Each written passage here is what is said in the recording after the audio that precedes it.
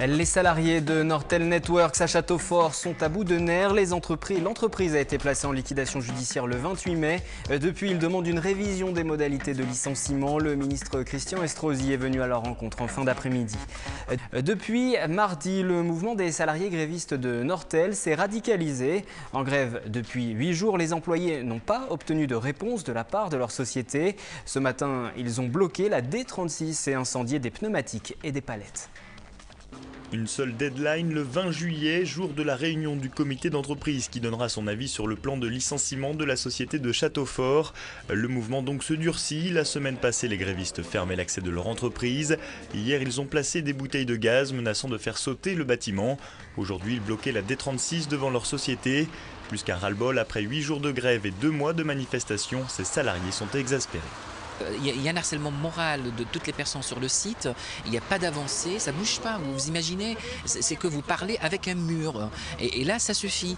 Donc c'est un message, un signal fort qu'on donne à l'ensemble des dirigeants et des organes de la procédure qu'on veut être écouté.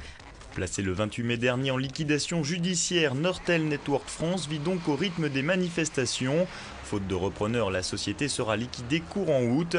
Ces cadres de la recherche et du développement espèrent donc aujourd'hui obtenir les meilleures mesures d'accompagnement possibles au licenciement. 100 000 € d'indemnité par personne, mais aussi un droit à la formation.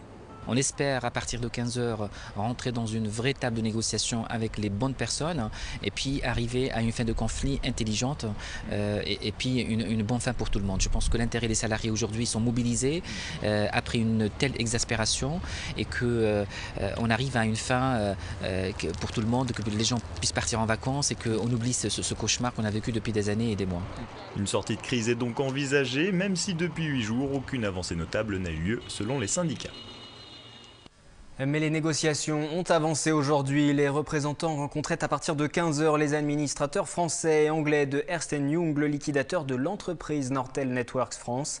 Les grévistes ont aussi eu la visite à 16 h 30 de Christian Estrosi, le ministre de l'Industrie, qui s'est rendu sur le site de Châteaufort. Une visite suite au retrait par les manifestants en fin de matinée des 11 bouteilles de gaz qui ornaient l'entrée du bâtiment. Le ministre dénonçait la méthode. Il s'est félicité du changement d'attitude des manifestants. Il a parlé d'un acte positif pour les négociations et a donc engagé le dialogue. Un ministre longuement applaudi dès son entrée sur le site. Il s'est engagé à tout faire pour trouver un repreneur, mais surtout pour conserver le dialogue social. On l'écoute. Que je refusais tout dialogue sous la menace.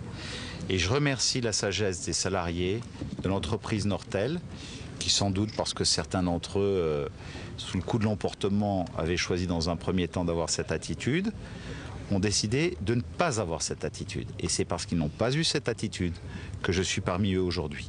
Je vais dire aux salariés qui sont ici et à leurs représentants que je rencontrerai demain matin à mon ministère, parce qu'ils sont pris dans une réunion qui se tient place Vendôme avec les administrateurs judiciaires cet après-midi, que je souhaitais à titre symbolique qu'il y ait une première rencontre au cœur de l'entreprise. Et pour être complet, j'ajoute que des élus du parti de gauche, dont le conseiller municipal Raymond Bescot et le maire honoraire Alain Levotte de Manille-les-Hameaux, commune où est implantée la société Nortel, ont publié un communiqué. Ils se disent scandalisés par, je cite, ce nouvel exemple de capitalisme du désastre. Ils apportent leur soutien aux salariés. Ils demandent aux habitants et aux élus de la région de se mobiliser.